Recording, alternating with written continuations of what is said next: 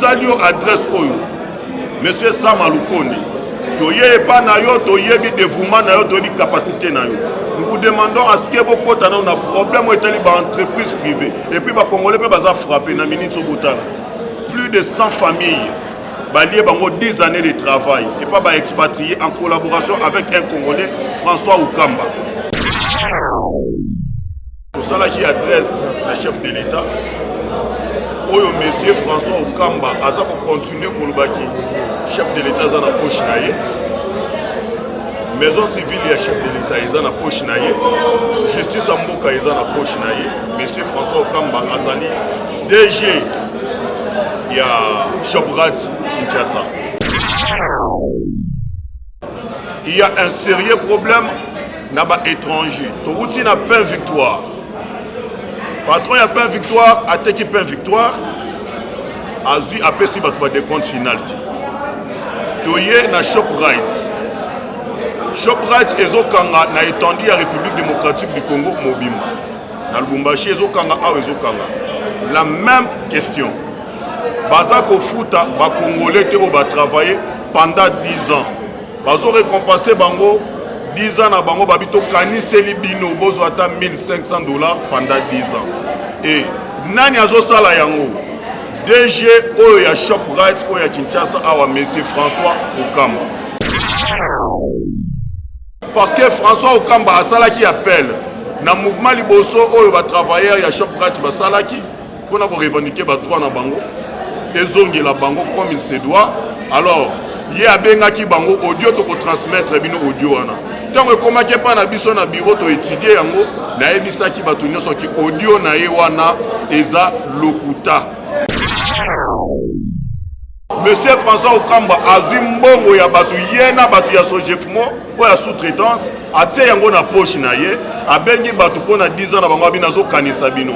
Mutasali 9 mois azo futa ye 1,200,000 francs. Mutasali 10 ans azo futa ye $1,500 albi to kanisi bino. Bon me mangai sika nyoso boko me mangai maison civile la chef de l'État eza na poche na ngai chef ye mu DG ya Shoprite. Boko kende ko calculer nini pendant que ayebi mbongo na bino ndenge ezali. Et boko kende ko calculer ndenge nini mbongo na bino na CNSS bakata ka bino ça fait 10 ans. Kuna akotisa ata 10 francs. Mais pourtant er ya paye awa bakata ka yango na kati ya paye. Ba er na bino ya ba repos congolais nde azolinga te ke ba congolais bazwa repos. Akata bango er ya repos ezalaka 1 heure du temps. Ye akata ngo 30 minutes et puis les 30 minutes après 15 minutes azongisi bino na musala. Er ya kobima musala ya ebisio continuer musala et puis ba futaka bango pe heure supplémentaire te. Vous en avez besoin d'interpeller Sogefmo, pas interpeller M. François Okamba par rapport à l'appel naïe. Nazolo ba bien. Mouvement Batachon Plat Basala qui a liboso, il y a Bengaki Bango, audio ezali, il y a enregistrement et appel naïe. Soit disant Basala l'amiable. Depuis Bazongaki, Basala ba refaire ba calcul, a commis comme Bango à gauche et à droite. Et il répète encore le même bêtise qu'il a la justice dans sa poche, Azana Bakonzi, Mboka na poche naïe et tout. Alors nous voulons le respect total. Il y a loi, il y a Mboka na biso. Le respect à la constitution. Ba étranger, bazo sala ba entreprise na Mboka oyo, baza ko respecter ba droit ya ba congolais té. Les députés nationaux, ba élu du peuple. Vous avez avocat na biso, vous avez avocat la population. Ba député provincial, vous avez élu à peuple. Mais qu'est-ce qui se passe dans ce pays? Bozo mona bino ba député provincial, bokoma ba camarades na ba to soko ba sala ba société privée na mboka o, les députés provinciaux. Correcteur News TV, Awande correction, il y a ba news tout. Donc Awande on assure quoi. Suivez Correcteur News TV pour avoir toutes les informations crédibles et fiables. Correcteur News avec Yemoko Rachou. Rachou, la caramel, check.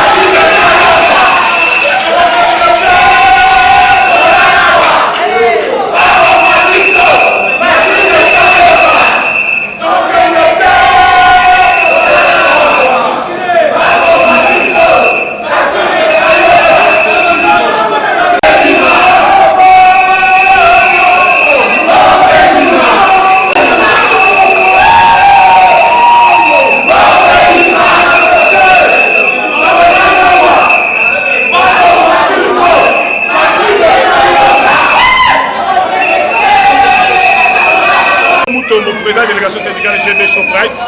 Nous allons revendiquer trois nabiso. Premièrement, façon va résilier contrat et ça dit de façon abusive. Va respecter mauvais combat côté.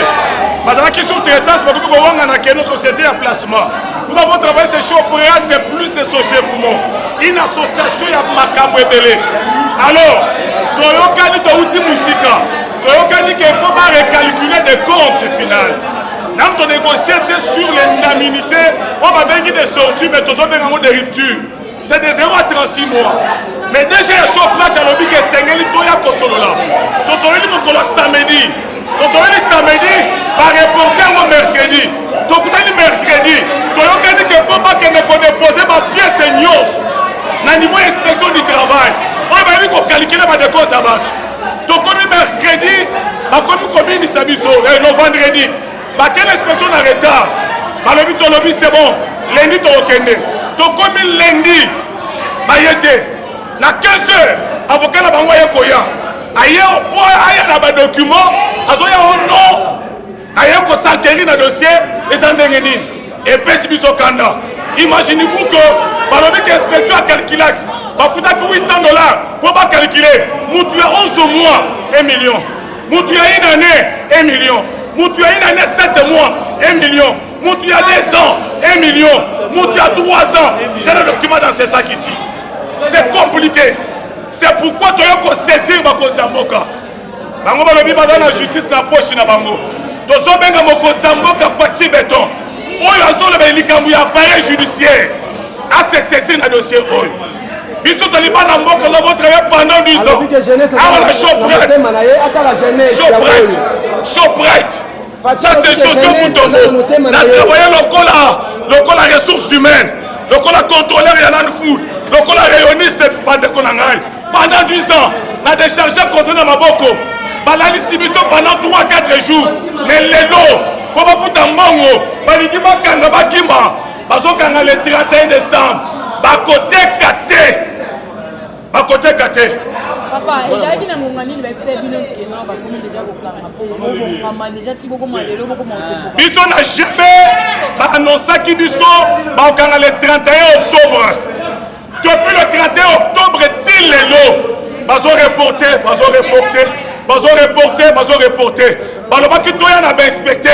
Nous avons saisi l'inspection du travail à Mboka. Mais comment qui mayango? Parce qu'ils sont sûrs et conscients qu'ils ont mal calculé notre compte. Batiani Batouba 1 mois, 2 mois d'indemnité de sortie. Biso Toboya qui Moussala terre, Bangone Bakati Biso Moussala. Il faut pas foutre Biso indemnité de rupture. C'est de 0 à 36 mois. Tout le monde a négocié Balingité. Il y a mon déjà Shoprite. Il m'a appelé lui-même. Il a dit qu'il va assurer son chef au monde. Tokuten, avocat a l'habitude à défendre la loi, pièce sur pièce. Avocat a quitté Maître Claude. Azala Kiwana. Et l'avocat a décidé que dès ce jeudi, je vais amener les documents. Et tout comme jeudi, on va rassembler les documents vendredi. A comme vendredi, on a retard à 16h, on a limité. Écoutez, inspecteur, ton lebi, c'est pas grave. Lundi, casse. Mettre à quel lundi, Maboko Pamba. Ça énerve les travailleurs. Et Pessikanda. Si vous avez une Rosalie, il y a président syndical. Pour le but, il y a déjà un combo. Déjà, comme on a fait force au Kamba. Il y a un avocat. Tous les avocats na biso. Avocat na biso, avocat na bango, la mise sur la biso délégation syndicale. Nous avons parlé. Avocat na bango lobby. On y a besoin de défendre, on y a besoin de défendre, présent à Soubasmaté. On y a besoin de défendre pièce sur pièce. Mais va conclure, gérer à son chef mot. Mais c'est Gaston Chamba. Alors, c'est pas grave. Asegina pardon. Et il a dit ceci. Tosaba Namboka. Chopra Linga Kanga. Pardon vraiment. Mais c'est Gaston a demandé pardon. Et nous sommes entendus que dès ce vendredi, même un pilote va calculer. Il nous a même posé la question. Kaka de compte, on lui dit kaka de compte. Le collègue on lui dit que Toyo kana kaka de compte. C'est là où nous sommes.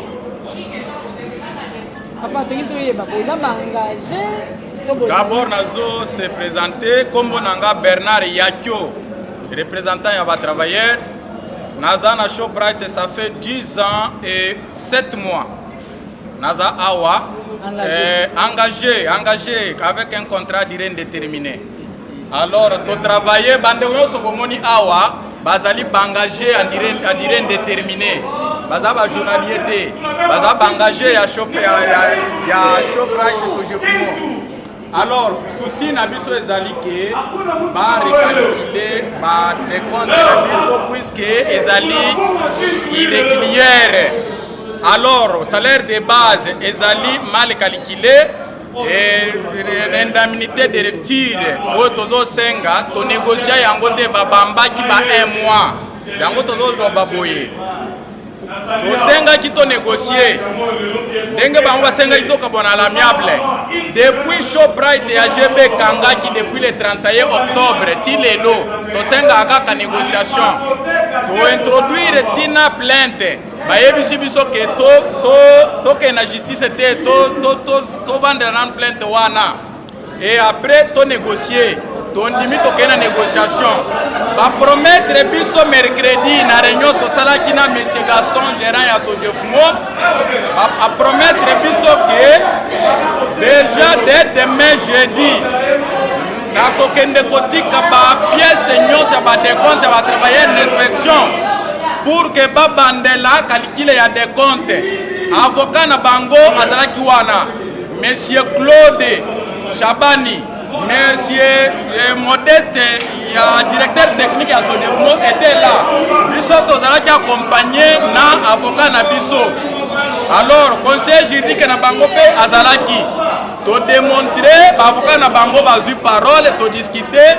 Bango monsieur Gaston a comprendre que barikima nyonso basengaki ezalaki na mesa nde asali nini asengi ke na lingi bomemanga musika te koyoki ndeko atangi bamontant oyo ba inene ba 2 ans ba 3 ans ba 1 million est-ce que ba 1 million bapesaki déjà bino nde bookeke me babakisa to déjà ouais bafutaki déjà ba 1 million wana batie na babanke bafuta biso na babanke batiaki déjà na bakonte na biso biso tozwi badocument to baverse na bakonte na biso.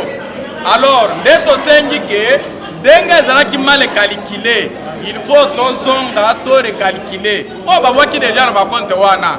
Ba ko sala différence. Bozolanda. Maintenant, lokola bango balingite. Et loko ezake bazo mema biso na je moko ya kobenda ngonga pour que shop oyo ekanga. Boko tuna biso pona ni toye awa. Toye awa parce que ezo kanga dans une semaine ou une semaine et demie. Alors bazo benda biso ngonga pour que so kia ekangi. Alors toza nesika susu ya ko réclamer te. Boko tu peux poser biso une question pourquoi toye na Shoprite alors que to signé contrat na Sogefumo. Tozo répondre bino boye. Biso tozalaki recruté par Shoprite. Tozalaki formé par Shoprite. Shoprite a bengala biso ba Zambien na ba Ougandais ba forma biso. Et après Shoprite a prêté biso na Sogefumo. Déjà utilisation on est utilisation abusive. Sogefumo a ndima ko pesa biso ba contrat par contrainte o biso ba oyo a forma biso te a recruter biso te. Omoni. Alors déjà là tolingi que l'État congolais, notre président de la République, Oyo Azali Kolukaba jeune Batelema, à comprendre combien de sous-traitance na mboka na biso ezali ko rouler jeunesse. Tozo avancer puisque moi moko to kozwa. Rezana groupe ya batu moko basala ba société na ba sous-traitance pour banyoko la ba congolais. Loi sur la sous-traitance, sur la société de déplacement, les alliés respectés. Alors, on est là to sengi yango wana. Alors, lokola tozalaki na négociation ndenge président auti koloba awa to senga kike lelo depuis le lundi, il fallait calculer bande depuis le lundi jusqu'à mercredi pour que déjà mutunamutoyeba déjà que mbongo na ye ezali combien. Subitement avocat na biso a déclaré biso que oyo nakutani epa ya inspection pe epa ya employeur ne bino ezali jeu ya ping pong. Avocat il fallait que ndekotika ba pièce na inspection. Lelo avocat wana olia ke ndekotika ba pièce ba bandozela ya ke ikozwa information sur l'évolution du dossier. Alors que bango balobaki na biso ke botika makambo ya justice to négocier à l'amiable. Ton limite qu'on négocier à l'amiable. Alors dans on te conclure, au lieu d'exécuter on te conclure, bakei batiki wana bakei sko kolandela dossier dans la justice l'inspection pour que bayeba évolution dango ezali nini. Pour comprendre que bazo sala biso G dès toza awa magasin oyo kofongola te ti mokolo oyo bako trouver solution des décisions na biso yango wana toza kaka lelo te lobile lisusu kozala ekofongola te peuple congolais bino boyaka ba client kosomba biloko na Shoprite bovanda na banda ba GG Mart ezali bakine marché ezali bokende bosomba oyo tokangi yango bafuta biso mbongo na biso puisque balingi bakima na mbongo na biso ba respect bazo bafue na loi ya mboka nile na yo décider la loi bazo bafue loi ya mboka ya RDC parce que bango baza bapaya alors baza na valeur koleka biso bakolo mboka. En tout cas l'état doit s'imposer. Maman Denise tozali bana na yo oyo boti yo kolinga bilenge neti biso boye tozala na pasi to souffraka te soki tozocha yo makelele ya koluka mosala te parce que tozalaki na place moko tobando kozala na ba occupation mbe place yango mpe basali nini bakangi mwa mbongo eklinga kosunga biso kutokota na bainformele bazwi yango bakenda yango na mboka na bango biso todevelope mboka te tofutaka taxe tobando futa hyper tofutaka tozo construire na mboka oyo bongo ya SNCC bakataka depuis 2012 alors toza na droit ke bosunga pe biso na mbongo na biso ya décompte papa Mboso honorable Ntingi place bozali mulobeli ya batu de Kweliezer ba député nyoso de Komolière tozo senga bo intervenir vraiment toleli makasi tozo mela mai te toza awa soki bakoboma biso baya koboma biso. Merci beaucoup.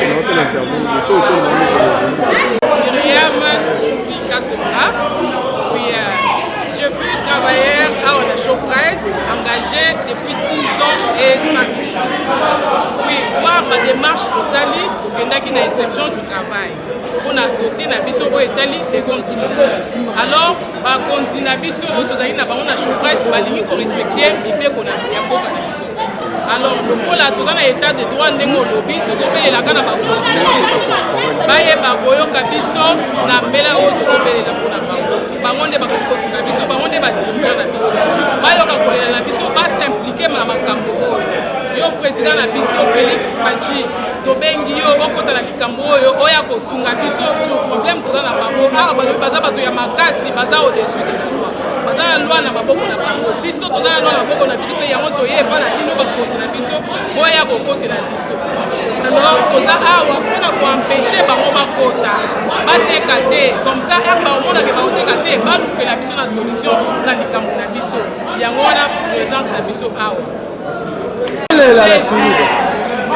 quanto color tu vas para kuela ti lo kuela problème maman Denise ya bero ya okala biso te tu para bakaji tu balo abo pour réclamer problème où tu vas dans les comptes final loi kuela ko problème où tu kuela ko tu chinga mwana tu vas kuela ko problème où tu n'es pas chinga donc c'est ça tu manifester parce que tu n'es pas ni tu es la solution. En tout cas, merci beaucoup pour espérer. Donc, c'est quand même un problème. Merci beaucoup. Avec l'hôpital, mais aussi il y a des comptes finales. La salle 7 ans et 2 mois. Il y a des comptes finales, on va passer à $500. À mon avis, déjà, les hommes qui est. En plus, dans notre hôpital, on ne peut jamais que l'on a monté. Il y a mon azéla qui n'a se rétabli. Là, on va passer. Là, il y a madame la biso à foutre à biso. La tigale comme on a été. Si l'on peut la lélo, on a été. On a été pour réclamer justice. Parce que dans ça, la carte de Shoprite, Mr. Clean. Mais la salle, on a 14 ans qui sont venus à télé. Non, Mr. Clean, la carte de Shoprite. Je dois être un service à pour le nettoyage. Et moi, je connais que le papa, parce que tu souffres, tu es mêlé. Nous sommes là, nous sommes bons, on va y aller, on voyait parce que tu souffres salement. Moi, je l'ai fait, tu as la vie sur le Congo. Jamais tu vas y payer les bandes, aïe, à Kakaboé, à Bé, du Sambo, à la vie sur Bassania qui est dans mon thème. C'est ça la moitié. La moitié, on va juste faire ça.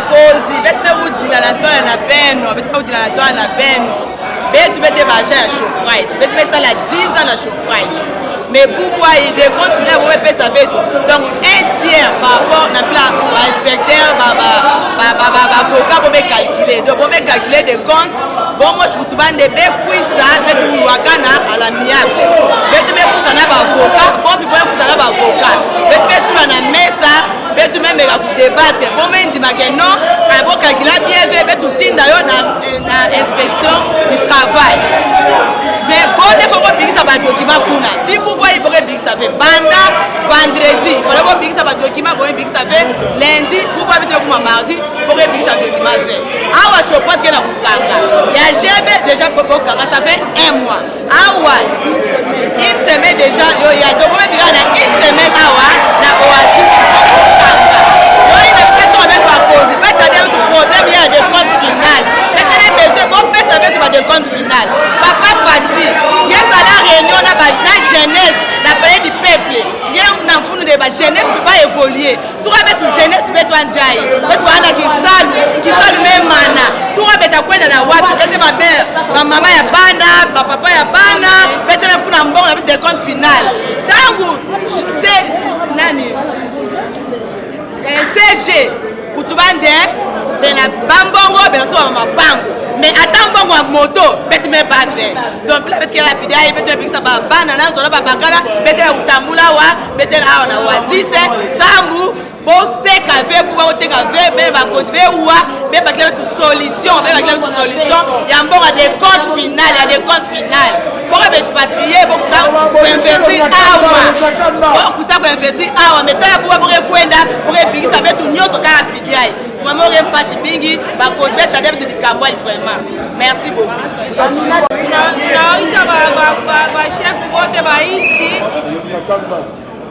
tunakuwa kuonesha ba chef yote ya nchi hii revendication yetu shetu unatafuta hapa ni juu ba recalculer des comptes finales yetu bana recalculer mubaya bana kamata salaire de base bana diminuer allocation familiale bana diminuer yote et puis ndani ya des comptes finales bana kata CNSS ile pas bakata yako e baikate ndio ile tunabalomba batusaidie sana mwi problem hii turienda kwa inspection du travail pour que ba recalculer bana katala DG wetu monsieur François anasema ke bachunge ye anaona ke ba recalculer bien anatuambia tulete ba inspecteur tunaleta ba inspecteur kulete ba expert tunaleta ba expert eko paka na tukompliquer leo kukuye kesho watakonte mercredi tulikuwa na hapo bantu wa Sogefo na avocat wao banashinda hata comment se défendre avocat wetu anabarudisha munjia wao banafika kulomba ule Gaston analomba ke munirumie kwa sana twendeni tukarecalculer des comptes tunamwacha vendredi ashende tunachunga lundi DG wetu anamuita kule pour que bashende batu compliquer tu mashiku chofe anasema ke justice eko na mkoshi yake eko na chef de l'etat mkoshi yake eko na bantu wote mkoshi yake ndio tunalomba chef de l'etat aingie kwa maneno hii pour que tupate solution beko nenda d'ici le 31 décembre banafunga hii mashop yote hii ndio shop ya mwisho na bakia Lubumbashi deja basha kufunga hayo bantu wa Lubumbashi pale beko hapana tena mtu na tezu kuingililia parce que so chef kwa Lubumbashi hainako ndio tunemilomba mwe mwingie mu hii problem hii pour que tupate solution. Bonjour, ingénieur Gilles Okini, activiste de droit de l'homme. Comme on dit, nous sommes une deuxième fois à la Shoprite pour réclamer droit de ma Congolais. En tant qu'activiste de droit de l'homme, tout ça là qui adresse le chef de l'État, Oyo monsieur François Okamba a continué pour le baki. Chef de l'État est en poche naïe. Maison civile et chef de l'État est en poche naïe. Justice en Mboka est en poche naïe. Monsieur François Okamba Azali, DG, il y a Shoprite Kinshasa. Alors, à ça là qui audio est pour la transmis. Audio ana est pour la transmis. On a beau yoka. Revendication, il y a des travailleurs, il y a des bossous, il y a Shoprite. Par exemple, vous travaillez dans une entreprise privée. Il y a des expatriés, vous avez une entreprise Awa, dans la ville province, il y a Kinshasa. la carte est étendue à la République démocratique du Congo. Alors qu'est-ce qui se passe? Les étrangers, ils ont une entreprise Awa en collaboration avec les Konzimi ya Congo. Donc il faut éradiquer les antivaleurs dans la société. Chef de l'État a appel à la valeur Yamboka. Ce qui se passe maintenant, c'est accepter une société civile. Il y a un sérieux problème dans les étrangers. Tourouti n'a pas une victoire. Patron n'a pas une victoire, attaque pas une victoire. Azu après si battre des comptes final. Toye na ShopRite. ShopRite ezokanga na étendue à République démocratique du Congo Mobimba. Na Lubumbashi ezokanga a ezokanga. La même question. Bazako Futa ba Congolais te ba travailler pendant 10 ans. Bazo récompenser bango 10 ans na bango babito kaniseli bino bozo ata $1,500 pendant 10 ans. Et nani azo sala yango? DG Oya ShopRite Oya Kinshasa awa monsieur François Okamba. Congolais. Kaza Congolais en collaboration avec Sogefmo. Alors Sogefmo ana eza ezwaka sous-traitance. Le monsieur ya Sogefmo azana ba problème au Congolais. Aza Congolais. Depuis des années azana ba dossier ezana kati ya justice. Nous nous posons la question, tout le monde a la test de magistrature. Je pense que cette fois-ci, nous avons un magistrat dans Mboka Oyo, qui est compétent pour le dossier des Congolais. Parce que François Okamba a salaki appel, dans le mouvement Liboso, Oyo va travailler, il y a ShopRite va salaki, pour revendiquer les droits dans Bango, et zongi la Bango comme il se doit. Alors, il y a Bengaki Bango audio pour transmettre audio. Tant que comment que pas na biso na bureau to étudier yango na ebisaki batu nyonso ki audio na ye wana eza lokuta eza escroquerie pure et simple boko kende ko calculer nini pendant que ayebi mbongo na bino ndenge ezali et boko kende ko calculer ndenge nini mbongo na bino na 5 bakata ka bino ça fait 10 ans kuna akotisa ata 10 francs mais pourtant er ya paye awa bakata ka yango na kati ya paye ba er na bino ya ba repos Congolais nde azolinga te ke ba Congolais bazwa repos akata bango heure ya repos ezalaka 1 heure du temps ye akata ngo 30 minutes et puis les 30 minutes après 15 minutes azongisi bino na musala heure ya kobima musala ya yebisi o continuer musala et puis bafutaka bango pe heure supplémentaire te mais na fin de compte après 10 ans ya souffrance ya ba Congolais pona mitoki na bango qu'est-ce qui se passe? Monsieur François Okamba azimbongo ya batu yena batu ya Sogefmo ou ya sous-traitance atie yango na poche na ye abengi batu pona 10 ans na bango binazo kanisa bino mutasali 9 mois azofuta ye 1,200,000 francs mutasali 10 ans azofuta ye $1,500 albito kanisi bino bome mangai esika nyoso bokome mangai maison civile ya chef de l'état eza na poche na ngai chef ye mu DG ya ShopRite monsieur François Okamba. Alors, nous sommes une société civile. Nous devons défendre les droits des Congolais. Nous sommes des défenseurs des droits de l'homme. Nous avons besoin que le chef de l'État n'ait le peuple d'abord, alors que la justice est remise à la place nango, azoluka bactère où il faut, bazala na place ya kosambi sarabatu. Nous avons besoin d'interpeller Sogefmo, pas interpeller M. François Okamba par rapport à l'appel naïe. Azoluka bien. Mouvement de ShopRite va s'arrêter à Liboso. Il y a Bengaki Bango, audio ezali, il y a enregistrement et appel naïe. Soit disant basala l'amiable. Depuis bazongaki, basala ba refaire ma calcul. A commis comme bango à gauche et à droite. Et il répète encore le même bêtise qu'il a la justice dans sa poche, azana bakonzi mboka na poche naïe et tout. Alors nous voulons le respect total. Il y a loi ya mboka na biso. Tongi respect à constitution. Ba étranger bazo sala ba entreprise na mboka oyo. Baza ko respecter ba droit ya ba Congolais té. Ce que nous voulons que étranger tango azo sala société na mboka o l'état a tia commission moko wana ezala la commission ya suivi légal o ezana bato baza compétent ya kolandela ba vie ya ba Congolais. Sinon nous komaka na baka ya boye. Regardez les députés nationaux ba élu du peuple. Vous avez avocat na biso, vous avez avocat la population. Ba député provincial vous avez élu à peuple. Mais qu'est-ce que qu'est-ce qui se passe dans ces pays? Bozo mona bino ba député provincial, bokoma ba camarade na ba to soko ba sala ba société privée na mboka o. Les députés provinciaux, ba député national. Bozo sala ni tango bozo mona ke ba congolais baza remis na ba droit na bango te. 10 années de travail, 10 années de travail.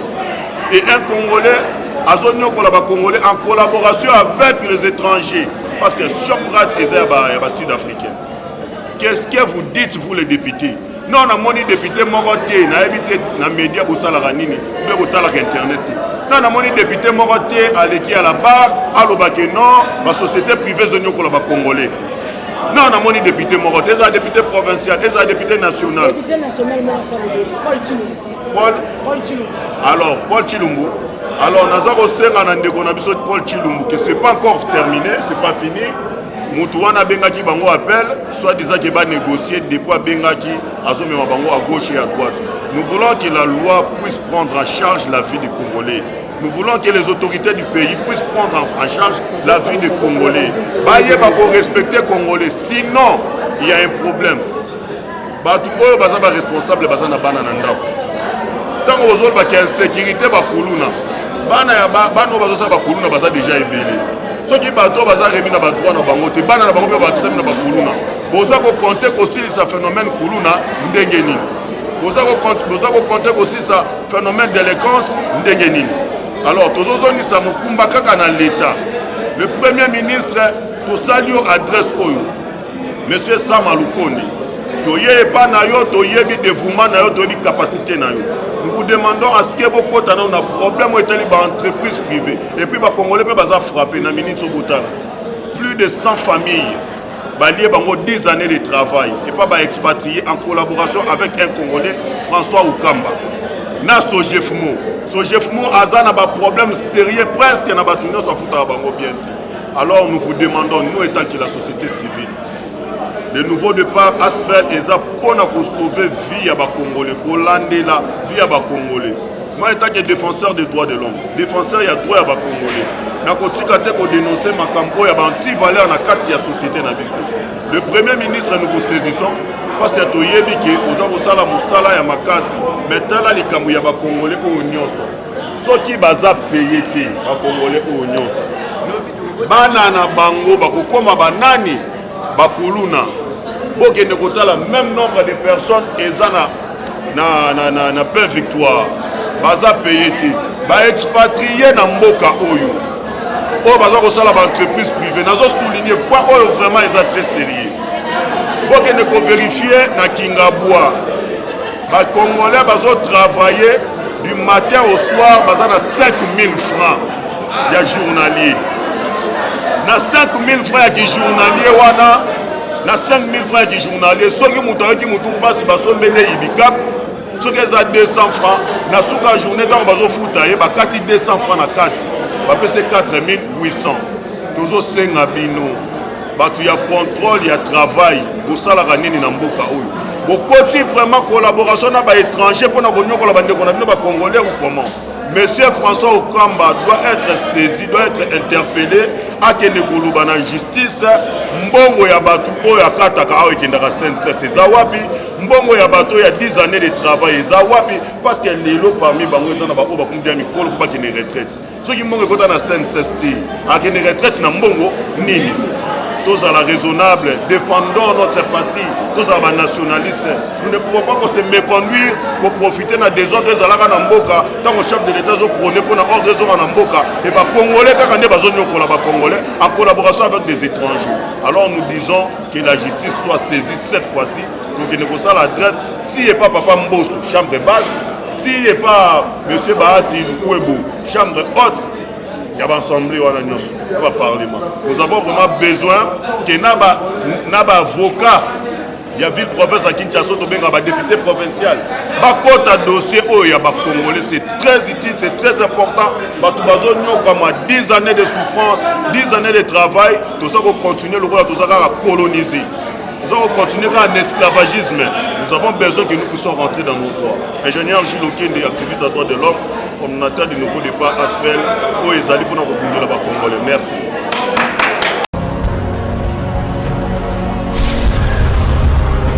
Correcteur News TV, Awande correction, il y a news tout. Donc, Awande, on assure quoi. Suivez. Correcteur News TV pour avoir toutes les informations crédibles et fiables. Correcteur News avec Yemoko Rachou. Rachou, la caramel. Check.